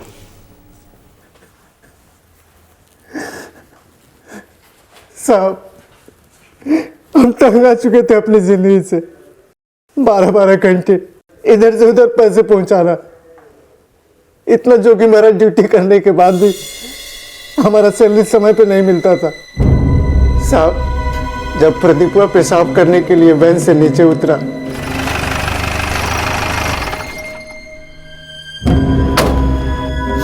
तो इतना सारा पैसा देकर हमारा नीयत टूट गया। हम वैन लेके बिना कुछ सोचे समझे भाग गए साहब। हम वैन लेके सीधे कंजावला चले गए। वहाँ जो गार्ड काम करता है वो हमारे गांव का है। हम उसको बोले कि ये सामान अपने पास एक रात के लिए रख लो, कल हम सीधे गांव लेके चले जाएंगे। इसका मतलब वो गार्ड भी तेरे साथ मिला हुआ है? नहीं साहब, उसको तो पता भी नहीं कि उसमें पैसा था। हम इस पैसे को बोरे में भर के अपने बीवी बच्चों के साथ सुबह वाली बस से अपने गांव बलिया जाने वाले थे। तू 22 करोड़ रुपया बोरे में भर के सुबह वाली बस से गांव जाने वाला था? सर, जो पैसे बरामद हुए हैं उसमें 11,000 रुपये कम है। साहब, वो 11,000 हमने खर्च कर दिए, अपने बीबी बच्चों के लिए कपड़ा खरीद लिए। साहब, इतना सारा पैसा हम अपनी जिंदगी में कभी खर्च नहीं किए। जब पैसा हमारे कब्जे में आया ना साहब, तो हमको लगा हमारी जिंदगी का सबसे सुंदर समय है। लेकिन तूने अपने परिवार की जिंदगी बर्बाद कर दी। तू यहां रहेगा, उनके लिए कमाएगा कौन? अगर अपनी मेहनत की कमाई में संतोष कर लेता तो आज तुझे ये दिन नहीं देखना पड़ता। साहब, आप कभी नहीं चाहते थे कि ऐसा पाप करे, लेकिन हमारे साथ कभी अच्छा नहीं हुआ। हम चाहते थे कि बैंक वाले हमको लोन दें। हम 4-4 बार बैंक में गए। हमको अपने बच्चे की फीस भरनी थी साहब, लेकिन जानते हैं बैंक वालों ने क्या कहा कि हम लोन के लिए एलिजिबल नहीं है। हमको भगा दिया। अब आप ही बताओ साहब, जब किसी गरीब आदमी को कोई सहारा नहीं मिलता है तो आदमी भटकता ही है ना साहब।